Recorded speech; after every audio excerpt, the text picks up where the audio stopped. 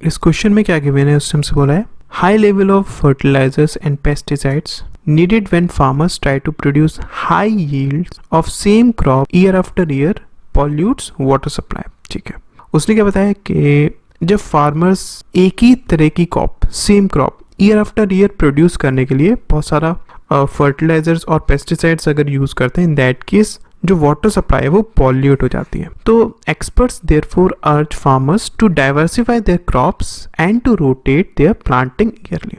तो इस वजह से एक्सपर्ट्स ने फार्मर से अर्ज किया कि आप क्या करिए, आप क्रॉप को डाइवर्सिफाई करिए। मतलब क्या, एक ईयर अगर आप कोई क्रॉप ग्रो कर रहे हैं तो नेक्स्ट ईयर आप कोई और क्रॉप प्रोड्यूस करिए। ठीक है, सेम उसको रिपीट मत करिए, उन्होंने ये बोला।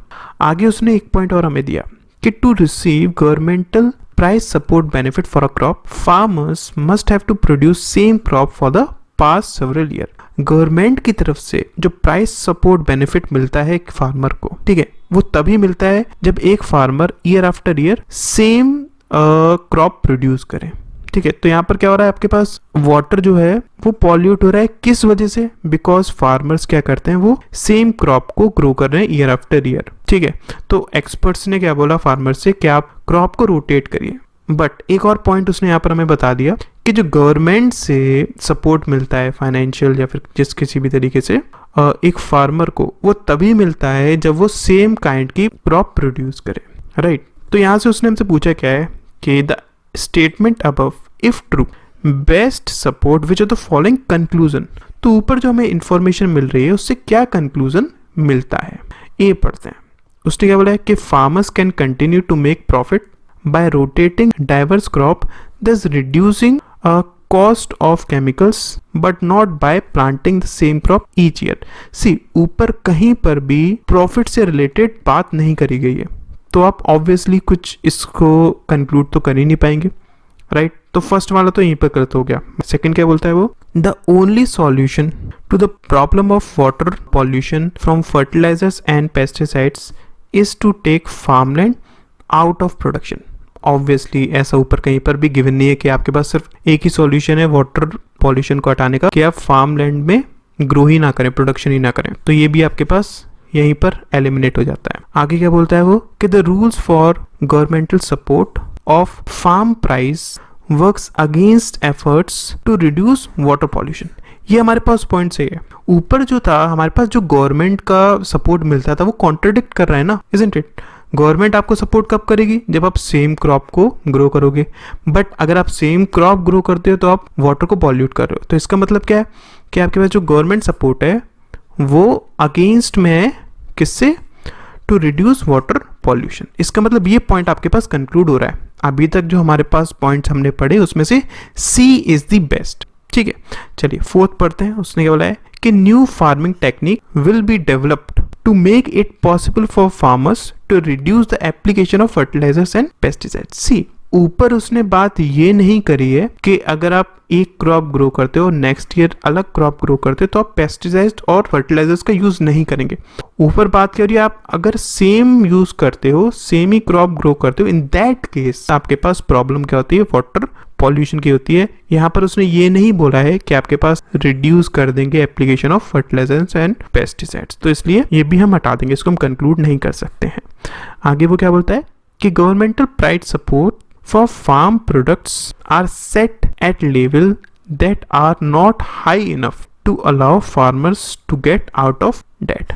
इससे भी रिलेटेड कोई इन्फॉर्मेशन नहीं है कि फार्मर्स को डेट से बाहर निकालने के लिए गवर्नमेंट सपोर्ट इतना सफिशिएंट है या फिर नहीं है। ठीक है, तो इसका मतलब क्या है, ये भी आपके पास गलत है। तो राइट आंसर हमें क्या मिला, सी इज द राइट आंसर। ठीक है, चलिए नेक्स्ट क्वेश्चन देखते हैं। इस क्वेश्चन में क्या गिवन है, उस टाइम से बोला है कि in 2018 a local high school in Nigeria implemented a new programme designed to reduce the incidence of teenage pregnancy.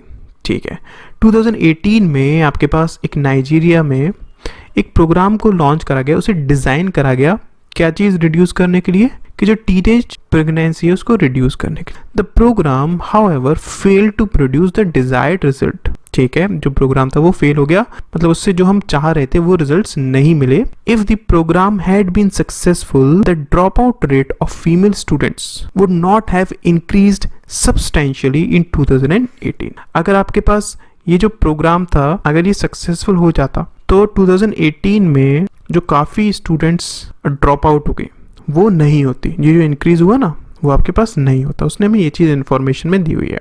अब क्वेश्चन वो हमसे क्या पूछता है कि the argument in the passage depends on which the following assumption. किस assumption पर depend करता है जो ऊपर हमें आर्गुमेंट दिया हुआ है. अब आर्गुमेंट ऊपर है क्या, उसने हमें ये चीज़ बोला था कि अगर ये प्रोग्राम सक्सेसफुल हो जाता इन that case female drop out आपके पास इतने ज़्यादा नहीं होते. ठीक है, तो ये चीज़ बोलने का उसके पीछे अजम्पशन क्या है कि मतलब अगर ये सक्सेसफुल हो जाता तो ड्रॉप आउट्स नहीं होते. ऐसा उसने क्यों बोला, इसके पीछे का क्या अजम्पशंस था वो हमें फाइंड आउट करना है. फर्स्ट पढ़ते हैं. उसने क्या बोला कि the number of tin pregnancy nation wide increased इन 2018. क्या ये इसके पीछे का अजम्पशन हो सकता है. आप मेरी बात समझ रहे हैं. ऊपर आर्ग्यूमेंट उसने क्या दिया कि अगर वो प्रोग्राम सक्सेसफुल होता इन दैट केस इतनी ये इंक्रीमेंट हुआ है ड्रॉप आउट में वो नहीं होता. तो क्या ये आपके पास अजम्पशन हो सकता था. किसी भी तरीके से ये हमारे पास अजम्पशन नहीं मिला, ये तो बस सिंपली जो ऊपर इंफॉर्मेशन थी वही दी गई है कि वो नेशन वाइज इंक्रीज हो गया. राइट, इसका मतलब फर्स्ट तो आपके पास वो अजम्पशन नहीं हो सकता है. सेकंड क्या है कि the number of tin pregnancy in 2018 was greater than the number of teen pregnancy in 2009 11. Okay. अब उसने बात क्या करी है कि आपके पास 18 में जो टीन की प्रेगनेंसी थी वो काफ़ी इंक्रीज हो गई 2011 से. बट यहाँ पर भी क्या आपको पॉइंट समझ में आ रहा है, उसका अजम्पशन क्या था. ये बात जो उसने बोली थी उसके पीछे का अजम्पशन क्या था. ये तो आपने एक स्टैटिस्टिक्स दे दी कि मतलब 11 से 18 में बढ़ गई, बट इसका आंसर आपको फाइंड आउट करना है इसके पीछे का अजम्पशन क्या था. ठीक है, तो इसका मतलब सेकंड भी आपके पास ठीक नहीं लग रहा. थर्ड क्या है, teenage pregnancy is a leading reason that female students leaves school. ये पॉइंट आपके पास सही लग रहा है अभी तक. ठीक है, समझिएगा क्यों.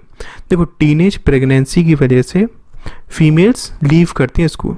अगर हमारे पास ये प्रोग्राम सक्सेसफुल हो जाता इन दैट केस ये चीज़ नहीं होती, मतलब टीनेज प्रेगनेंसी नहीं होती, तो उस केस में फीमेल्स आपके पास स्कूल छोड़कर नहीं जाती. तभी तो उसने बोला कि अगर ये सक्सेसफुल हो जाता तो इतना इंक्रीमेंट नहीं होता ड्रॉप आउट में. इसका मतलब ये इसके पीछे का अजम्पशन हो सकता है. तो अभी तक अगर हम देखें हमारे पास सी पॉइंट एकदम करेक्ट है. ठीक है, डी पढ़ते हैं. उसने क्या बताया हमें, the programme was mandatory for all female students. ना, कोई इसके पीछे का अजम्पशन नहीं है. Most 2018 females drop out were not pregnant at any time during the year.